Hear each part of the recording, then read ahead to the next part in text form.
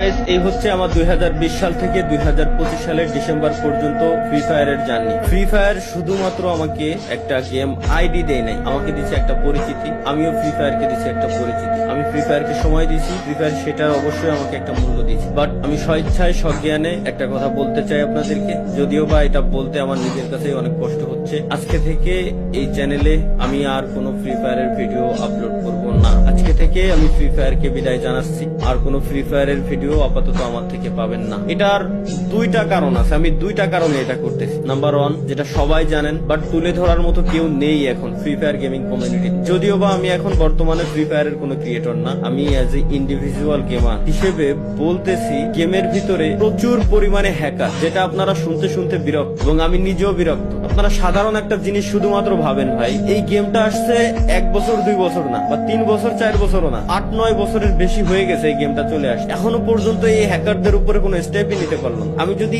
একই সাথে কম্পিট করি পাবজি রে, পাবজি ফ্রি ফায়ার দুইটাই অলওয়েজ কম্পিটিশনে থাকে, কে কার আগে যাবে সবসময়। পাবজিতে এই হ্যাকার নিয়ে অনেক আগে থেকে তারা স্টেপ নিয়ে নিছে। ইভেন পিসি প্লেয়ার যারা আছে পাবজি, পিসিতেও তারা হ্যাক ইউজ করতে পারেন, বাট ফ্রি ফায়ারে কেন এই স্টেপটা নেওয়া হয় না? এই হ্যাকের কোড গুলো সেল করে কারা, বলতে পারবেন আমাকে? যাই হোক ভাই, এগুলো দেখতে দেখতে বলতে বলতে বিরক্ত। এর ভিতরে দোষ আসলে এই হ্যাকারটা প্রমোট করছি আমরাই দিন শেষে, সত্যি যেটা বলতে হবে ভাই। কেন? কারণ আমার ম্যাচে কোনো হ্যাকার বললে আমি উল্টাপাল্টা রিয়াকশন দিয়ে ভিডিও ছাড়তাম যে জাদুকর আছে, এ আসছে ও আসছে, দিন শেষে ওইসব হ্যাকাররাই প্রমোট পাইতো। এখন তো ওপেনে ইউটিউবে বিভিন্ন হ্যাকাররা আসলে হ্যাক নিয়ে গেম টেম খেলে, লাইভ স্ট্রিম করে, তাদের চ্যানেলে লাখ লাখ সাবস্ক্রাইবার বানায় নিচ্ছে। তো আসলে এগুলোর উপরে স্টেপ নেওয়া হয় না। এটা আমি গেরিনার অফিসিয়াল মডারেটরের সাথেও আমি এই ব্যাপারে কথাবার্তা বলছিলাম এবং তাদেরকে আমি পার্সোনালি ওইসব হ্যাকারের চ্যানেলের লিঙ্ক পর্যন্ত দিয়ে আসছি, পেজের লিঙ্ক পর্যন্ত দিয়ে আসছি। যখন আমি ছিলাম পার্টনারশিপে তখন তাদের উপরে তারা স্টেপ নিয়েছে, কয়েকজনের উপরে স্টেপ নেওয়া হয় নাই। মাঝে মাঝে গেরিনা অফিসিয়াল পেজ থেকে পোস্ট করে যে আজকে 6 লাখ হ্যাকারের আইডি ব্যান হয়েছে,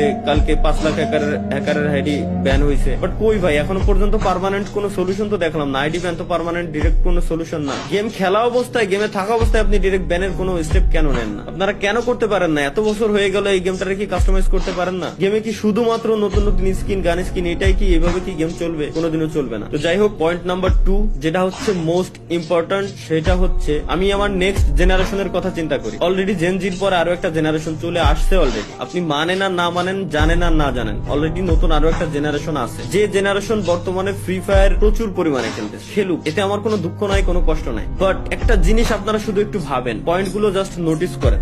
এই নতুন জেনারেশন গেমের ভিতরে আসতেছে, ই স্পোর্টস তারা খেলবে, একজন ই স্পোর্টস এর প্লেয়ার হবে তারা, দেশের নাম উজ্জ্বল করার জন্য বাইরের কান্ট্রিতে তারা যাবে, এই আশা নিয়ে তারা যখন গেমের ভিতরে ঢুকতেছে। গেরিনা তো এইভাবেই গেমটাকে বর্তমানে প্রমোট করতেছে, তাই না? যে স্পোর্টস এর দিক দিয়ে। তো এই আশা নিয়ে একজন প্লেয়ার যখন গেমের ভিতরে আসবে, নতুন একজন প্লেয়ার গেম খেলা শুরু করবে, তখন তার পাশাপাশি তার যে অপোনেন্ট থাকবে, যে এনিমিগুলা থাকবে, এনিমিগুলা গেমের ভিতরে গান স্কিন পারচেস করছে, গান স্কিনের এক্সট্রা অ্যাবিলিটি আছে, গাড়ির এক্সট্রা অ্যাবিলিটি আছে, প্রত্যেকটা জিনিসের এক্সট্রা অ্যাবিলিটি আছে। ওই অ্যাবিলিটি ইউজ করে যখন ওই প্লেয়ারটাকে মারবে, তখন ওই প্লেয়ারের মাথায়ও সেম জিনিসটা কাজ করবে, কারণ তারা ছোট, যারা নতুন জেনারেশন আসছে তারা ছোট। তাদের মাথায় একটা থটই আসবে যে তাইলে আমিও গান স্কিন কিনবো, নাইলে আমি তো ওরে মারতে পারতেছি না। এতে করে জোর করে তাকে গান স্কিন কেনানো হচ্ছে, জোর করে তাকে টপ আপ করানো হচ্ছে। সে স্বেচ্ছায় করতেছে না, জোর করে তাকে করানো হচ্ছে। এটা আপনাকে মানতেই হবে, 100% আমি বলবো আপনাকে মানতেই হবে যে এমনটা হচ্ছে, দিনকে দিন হইতেই আছে। পে টু উইন গেম হয়ে যাচ্ছে টোটালি। তো এই ব্যাপারে আপনি যদি এখনই পদক্ষেপ না নেন, আপনি যদি এখনই স্টেপ না নেন,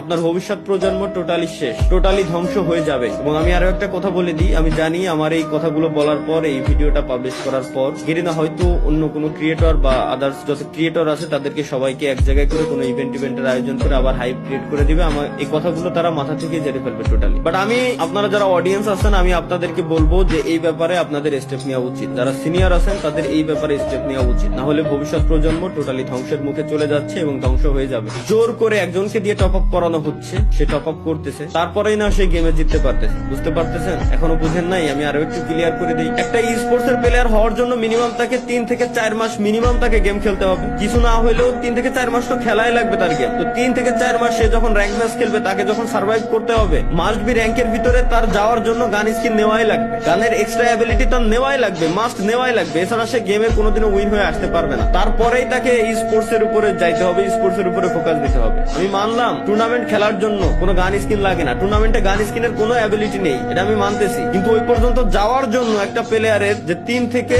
3 বছর পর্যন্ত সার্ভাইভ করা লাগে, ওই 3 থেকে 3 বছর পর্যন্ত আপনাকে কত টাকা খরচ করতে হচ্ছে, এটা কি আপনার মাথায় আসতেছে, এটা কি আপনি বুঝতে পারতেছেন? তো আমার মতে এটা বন্ধ করা উচিত। বাংলাদেশ সার্ভার ব্যতীতও আরো অনেকগুলো সার্ভার আছে গেরিনা ফ্রি ফায়ারের ভিতরে, ওইসব সার্ভারে গানের কোনো অ্যাবিলিটি নাই, এক্সট্রা কোনো অ্যাবিলিটি নাই। গানের স্কিন আছে বাট এক্সট্রা কোনো অ্যাবিলিটি নাই। যার মন চায়, যার ভালো লাগবে সে গান স্কিন নেবে, যার মন চায়, যার ভালো লাগবে সে গাড়ির স্কিন নেবে, কারের স্কিন নেবে, বাইকের স্কিন নেবে, কোনো সমস্যা নেই। কিন্তু একজনকে দিয়ে জোর করে কিনায় পে টু উইন বানানোর কোনো মানে হয় না বলে আমি মনে করি। তো দিন শেষে আমাদের সকলেরই আসলে এই ব্যাপারে স্টেপ নেওয়া উচিত, না হলে ভবিষ্যৎ যে প্রজন্ম আসতেছে ওরা ধ্বংসের মুখে ধ্বংস হয়ে যাবে বলে আমি মনে করি। এটা ছিল হচ্ছে আমার দ্বিতীয় পয়েন্ট। আশা করি আপনারা যথেষ্ট বুদ্ধিমান, যথেষ্ট পরিমাণে ভালো বুঝেন, আপনাদেরকে এত বোঝানোর কিছু নেই, আপনারা বুঝে গেছেন যে আমি কি বলতে চাচ্ছি মূলত। এবং হ্যাকার ব্যান করার জন্য ভাই বেশি কিছু লাগে না। ফ্রি ফায়ার ব্যতীত যতগুলো মোবাইলের ব্যাটেল রয়্যাল গেম আছে প্রত্যেকটা ব্যাটেল রয়্যাল গেমস ইমুলেটরে খেলা যায়। ওই প্রত্যেকটা ব্যাটেল রয়্যাল গেমস ইমুলেটরে খেলার সময় আপনি একবার জাস্ট হ্যাক ইউজ করে দেখেন না, আপনি গেমেই ঢুকতে পারবেন না। গেম খেলা তো দূরে থাকে, আর গেমে যদি কোনোভাবে ঢুকেও যান ইনস্ট্যান্ট ম্যাচের ভিতরে থাকা অবস্থায় আপনার আইডি ব্যান হয়ে যাবে ইমুলেটর সহকারে। তাহলে ফ্রি ফায়ার কেন পারতেছেন? এই হ্যাক গুলো কারা আনতেছে, কারা সেল করতেছে? এই হ্যাকের যে সোর্স কোড গুলো, এই সোর্স কোড গুলো আসতেছে কোথা থেকে? তো যাই হোক ভাই,